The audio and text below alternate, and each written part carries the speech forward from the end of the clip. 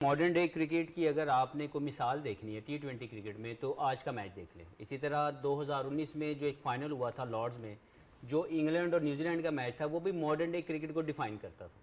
तो मेरे ख्याल में आज की जो ओवरऑल जो पूरा मैच था उसमें मुझे जो खुशी हुई कि तमाम player milestone of the team के लिए खेल रहे थे। किसी ने भी किसी जगह पे भी अपने आप को हीरो बनाने की कोशिश नहीं की। सब ने ये कोशिश की कि मैं कैसे कंट्रीब्यूट कर सकता हूँ। तो मेरा ख्याल है कि जो बिगेस्ट माइलस्टोन है, जो मैं पहले भी कह चुका हूँ कि वो टीम का जीतना होता है, ये आज का मैच उसको डिफाइन करता है। उसमें संजू सैमसन की बैटिंग देख ले, 89 रन किए 42 बॉल्स पे, he was always going for the after the run. उसके बाद अगर आप बैथल की इनिंग्स देख लें तो उन्होंने 100 किया चेस के अंदर 45 बॉलों पे। तो ये डिफाइन करता है कि वो मोड क्या है, लोग किस लिए खेल रहे हैं।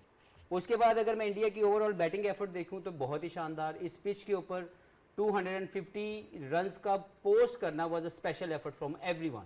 उसके बाद फिर जिस तरह उन्होंने डिफेंड करने के लिए एफर्ट की एज ए फील्डिंग यूनिट, जो कैचेस होल्ड किए, जो फील्डिंग डाइव्स, देवर रनिंग अराउंड। और उसके बाद जो स्पेशल एफर्ट है हार्दिक पांड्या की, जो उन्होंने रन आउट किया बैथल को, एक नॉन लाइक वो जो दूर वाली जो थ्रो है तकरीबन वो 70 मीटर प्लस बनती है, उन्होंने वो थ्रो की और उनको रन आउट किया। तो ये स्मॉल डॉट्स जो है वो एफर्ट आपकी छोटी छोटी जो है वो जीत में काम आती है।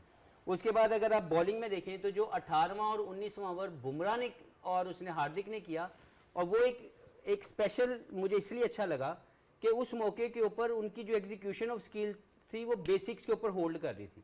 यॉर्कर्स थे, किसी ने कुछ और वैरायटी या कुछ करने की कोशिश नहीं की। 12 के 12 बॉल की कोशिश ये थी कि हम यॉर्कर मारें और वो कामयाब भी हुए। मेरा ख्याल है कि अगर मैं ओवरऑल देखूं, इसमें एक और चीज़ हमें सीखने को मिलती है आज के मैच में कि इस गेम के अंदर T20 में क्यों बार बार स्ट्राइक रेट की बात की जाती है, क्योंकि इट मैटर्स अ लॉट। क्योंकि ये 120 बॉलों का खेल है, उससे ज़्यादा बॉल आपको मिलते नहीं है लीगल। तो उसमें देखें वो तो लोग हैं, हम तो क्रिकेट पे बात करते हैं। क्रिकेट बहुत अच्छी हुई आपने देखा, और आज इंडिया कंप्लीट क्रिकेट खेला।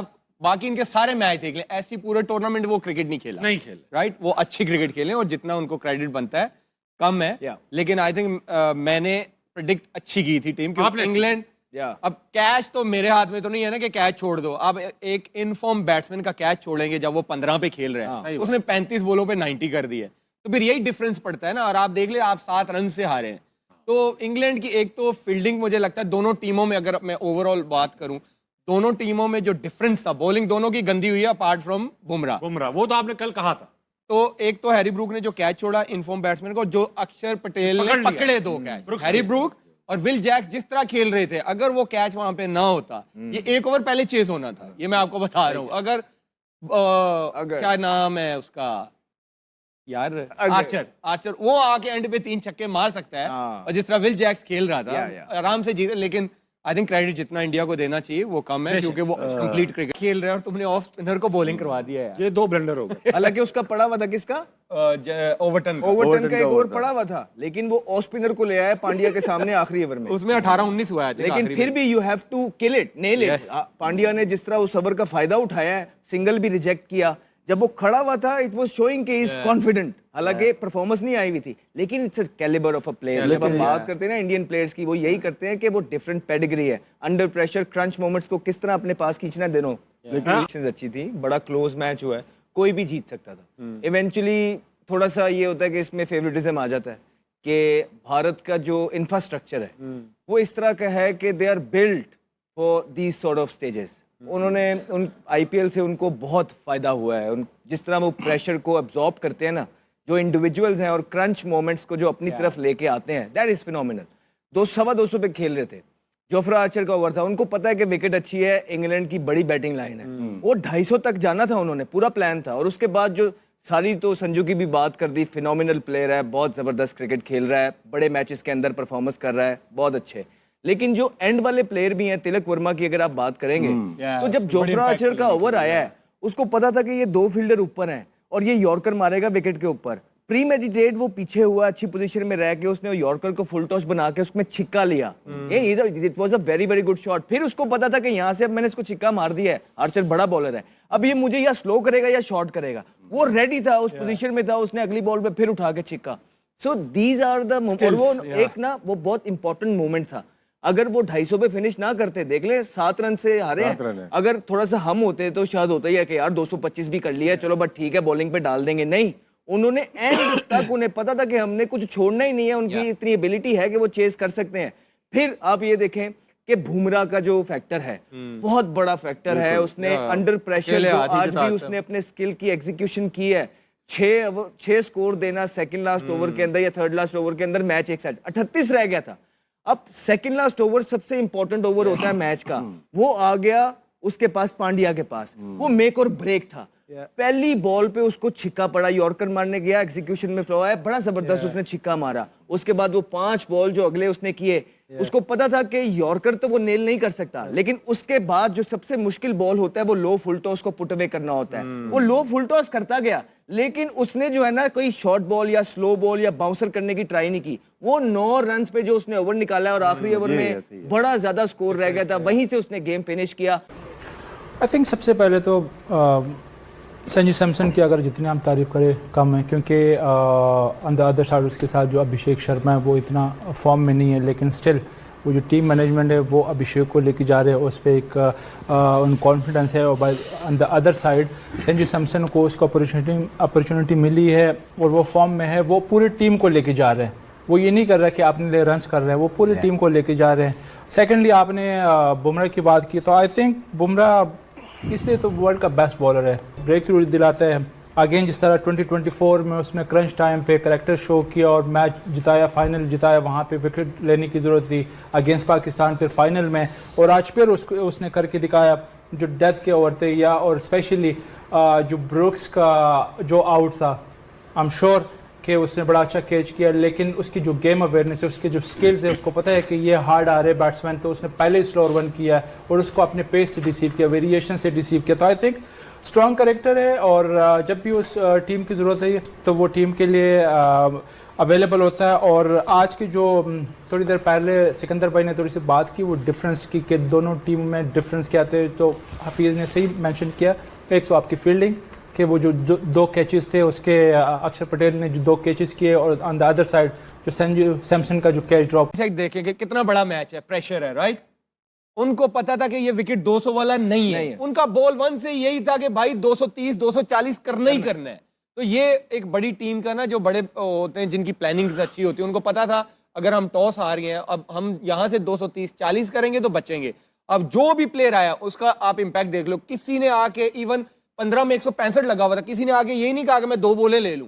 वो जो आया बॉल मिली छक्का, या तो आउट या छक्का। इसमें ये भी होता है ताबिश भाई के प्लेयर्स भी तो ऐसे हैं ना।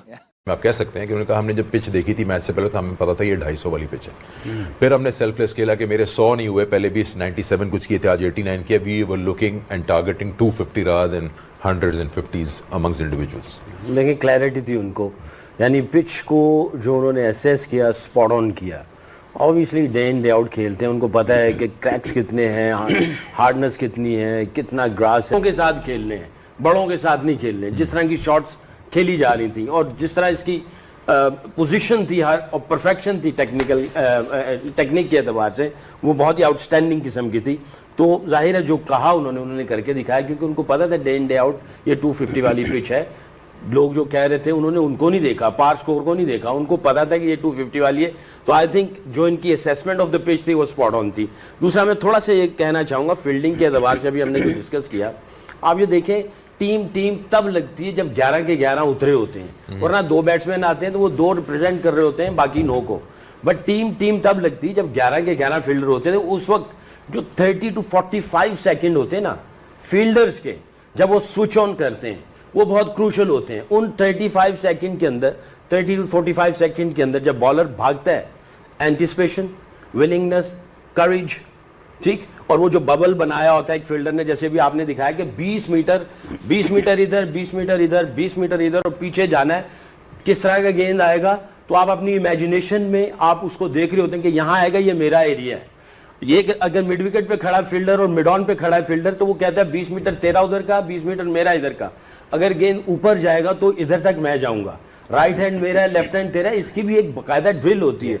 उसने जो फील्डिंग कोच को नाम मेंशन किया, ये फील्डिंग कोच ऐसे नहीं होते हैं, वो आपको एंगल्स कटिंग का बता रहे होते हैं कि आपने कब एंगल को काटना है, कितना गेंद ऊपर जाएगा तो कैसा एंगल काट के जाना है, और कितनी अगर फ्लैट जा रहा होगा तो आपको एंगल नहीं काटना, आपको इस तरफ भागना है ताकि आपको गेंद आके वहां से पकड़ सकेंगे आप। कभी आपको आगे से पकड़ना है, कभी पीछे से पकड़ना है। तो इनकी फील्डिंग के अंदर ऐसे लग रहा था कि इनकी प्रिपरेशन बहुत ही आउटस्टैंडिंग किस्म की थी।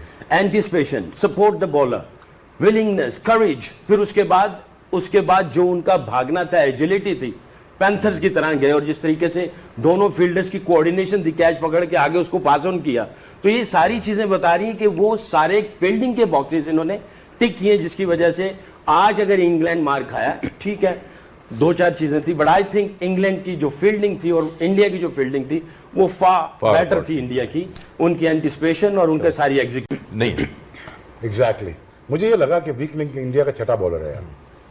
और अगर बुमराह और हार्दिक वो अच्छे बॉल ना करते और सैम करन मेरे भाई जो छोटे भाई हैं, अगर वो चला देते 2-4 तो ये मैच क्लोज हो गया था।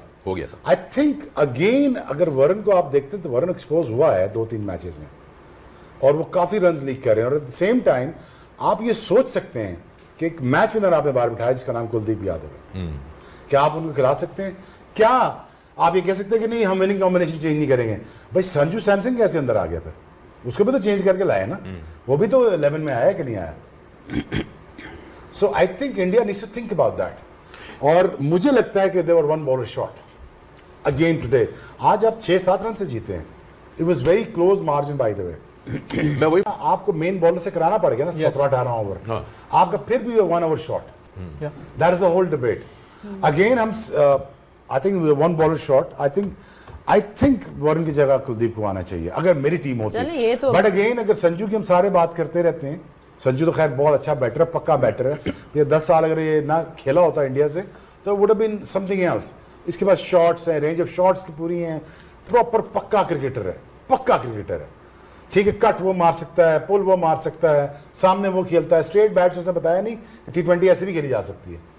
प्लस उसके साथ हम ये नोट नहीं कर रहे 18-39 किया है ईशान किशन। परफॉर्मेंस मतलब बहुत ही घटिया किस्म की इंग्लैंड ने जो है वो परफॉर्मेंस दी है। वरना मैंने तो वर्ल्ड कप से पहले बोला हुआ है कि इंडिया टीम आपकी फाइनल की टीम है, जीतना इंडिया को ही चाहिए। भाई इंग्लैंड की टीम को क्या हो गया है, बिल्कुल परफॉर्मेंस देने की कोशिश नहीं करनी। ये वही टीम है जो वर्ल्ड कप से पहले इतनी मतलब हिट हुई भी थी ये टीम कि पता नहीं क्या कुछ करेगी आके, लेकिन बिल्कुल ही जीरो हो गई है।